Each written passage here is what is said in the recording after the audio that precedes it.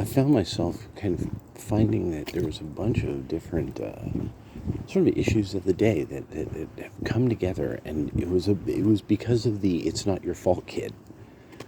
So that was some other dude's video.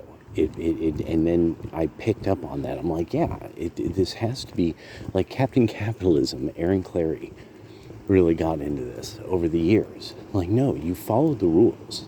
You did what you were supposed to. These people who were supposed to show you the way,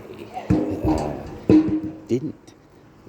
They didn't really coach you on, like, this is what every day is like. This is what year after year we're doing. This is how to capitalize on investing for the future. Blah blah blah. Yet, a lot of these lessons were taught in video games. This is one of the key, most important things that hit me. Because I remember thinking back to that. A big part of the manosphere was this whole thing of the gamers, right? Male gamers. Well, there was all these ideas that make perfect sense to them. It's just that they don't put it in terms of a video game that they're aware of. Because they get the mechanic. Oh, you do this, that's converted to this much of this. So they get the mechanic, and it's because it has to be visually represented. And then there has to be a reward, like bloop, bloop, bloop, bloop, or something like that. This is modified by this. Its DPS goes up by this. Bloop, bloop, bloop, bloop. So that was something that it wasn't that the right capitalized on it. It was a common language. Like speaking in baseball terms. Using automobile references. People were able to get economic and financial ideas across to younger men through analogies to things they understood. And it was just because that's the real culture. Now, I want to juxtapose this to then that which this very world, as the years go on and the manosphere becomes this thing, and now that the Democratic Party has lost to it, and they're trying, like, how do we get these guys into, how do we get them, Destro, but anyway, I started thinking this through. I was like, well, you guys can't really face that you've created the culture of your culture is a social construct. When we're using not just that's fire, and it sounds stupid when somebody who's older says it, or cringe, somebody who's older saying it. The thing is, it makes perfect sense. You understand why the young people throw certain words in. They work.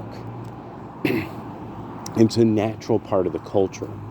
Yeah, it's slang, but there's even DPS or AOE.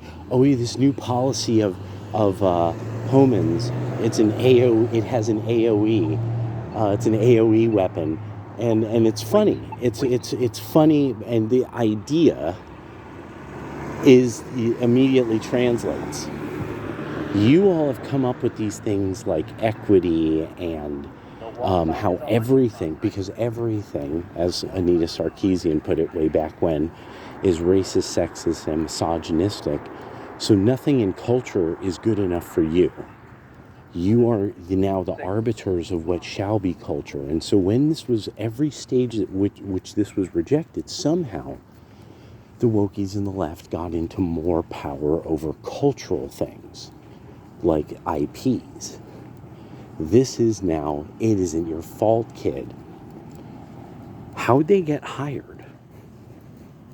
Remember, people are now looking into Sweet Baby. They're looking into these weird consultation groups. Like, where did they get their credit from? Like, their credibility from? Who certified them in anything? Like, where'd the money come from?